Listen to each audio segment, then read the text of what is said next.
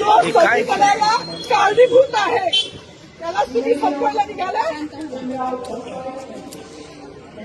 मला सस्पेंड केलं तरी चालेल असं म्हणत संताप व्यक्त करणाऱ्या या आहेत माधवी जाधव. त्या महाराष्ट्र राज्याच्या वनविभागात सेवेत आहेत. त्यांचा नाशिकमध्ये पालकमंत्री गिरीश महाजन यांच्याबद्दल संताप व्यक्त करणारा हा व्हिडिओ आज समाज माध्यमातून जोरदार व्हायरल होतोय.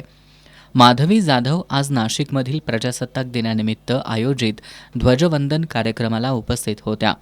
या कार्यक्रमात बोलताना पालकमंत्री गिरीश महाजन यांनी भारतरत्न डॉक्टर बाबासाहेब आंबेडकरांच्या नावाचा उल्लेख केला नाही. यावरून माधवी जाधव संतापल्या. पालकमंत्र्यांनी ज्यांचं योगदान नाही अशा लोकांचा उल्लेख केला, पण डॉक्टर बाबासाहेब आंबेडकरांच्या नावाचा उल्लेख जाणीवपूर्वक केला नाही असा आक्षेप घेत हा बाबासाहेबांचं नाव पुसण्याचा प्रकार असल्याचा आरोप केला. पालकमंत्र्यांची फार मोठी चूक आहे मॅडम, मी माफी मागणार नाही, पण पालकमंत्र्यांनी त्यांची ही चूक पत्रात घ्यावी.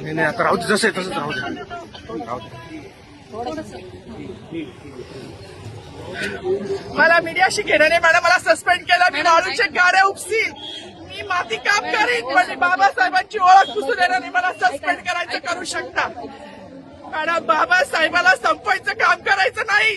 26 जानेवारी 15 ऑगस्ट मध्ये मी नाही मानत, पण लोकशाही मॅडम तुम्ही सुद्धा संविधानामुळे आहात.